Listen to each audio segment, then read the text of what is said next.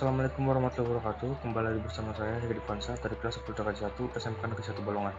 Dalam video presentasi kali ini kita akan membahas secara mendalam topik penting di dunia jaringan, yaitu mengenai Internet Gateway.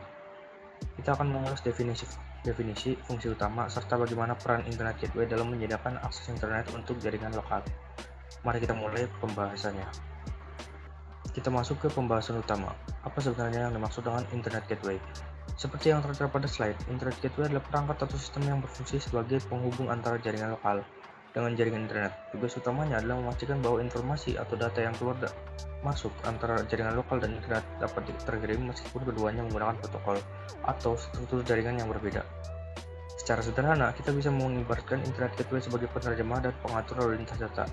Ketika sebuah komputer di jaringan lokal ingin mengakses internet, data tersebut pasti akan melewati gateway terlebih dahulu untuk diatur, disesuaikan, dan diarahkan ke tujuan yang benar. Artinya, tanpa Internet Gateway, jaringan lokal akan terisolasi dan tidak dapat berkomunikasi dengan dunia luar. Selain itu, Internet Gateway umumnya juga dilengkapi dengan fungsi utama tambahan penting, seperti routing, keamanan jaringan, seperti firewall, dan pengaturan akses. Hal ini tidak hanya berfungsi menghubungkan, tapi juga menjaga agar pertukaran data tetap aman dan terkontrol. Setelah kita memahami definisinya, mari kita telah lebih lanjut mengenai fungsi-fungsi kunci dari Internet Gateway. Fungsi yang paling utama adalah sebagai penghubung antara jaringan lokal atau LAN dengan jaringan internet. Melalui gateway, perangkat di jaringan lokal dapat bertukar data baik mengirim maupun menerima dengan jaringan luar tanpa perlu berhubungan langsung dengan internet.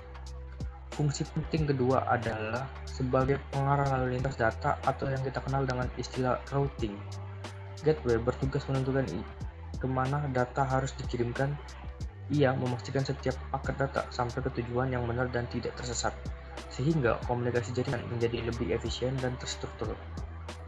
Selanjutnya, gateway berfungsi sebagai penerjemah protokol jaringan. Ketika dua jaringan menggunakan aturan komunikasi yang berbeda, gateway bertugas menyesuaikan dan menerjemahkan agar data tetap bisa dipahami oleh kedua sisi. Inilah alasan utama mengapa perangkat ini disebut sebagai gerbang komunikasi antar jaringan. Terakhir, Internet Gateway juga memegang peran vital dalam keamanan jaringan. Gateway biasanya dilengkapi dengan firewall atau sistem pengaman lainnya.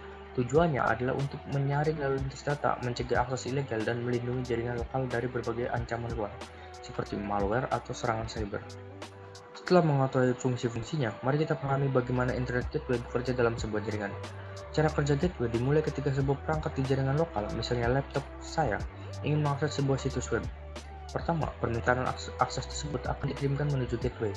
Gateway kemudian akan membaca alamat IP tujuan dari paket data yang masuk. Kedua, gateway menggunakan fungsi routingnya untuk menentukan jalur terbaik menuju server tujuan di internet. Ketiga, sebelum data dikirimkan, gateway melakukan penerjemah protokol agar paket data tersebut dapat dipahami oleh jaringan internet. Ia juga memastikan bahwa data tersebut aman untuk diteruskan keluar. Terakhir, ketika server tujuan merespon, paket data balasan akan melewati gateway lagi. Gateway akan memproses data tersebut, memastikan keamanannya, dan meneruskannya kembali ke perangkat asal yang memintanya di jaringan lokal.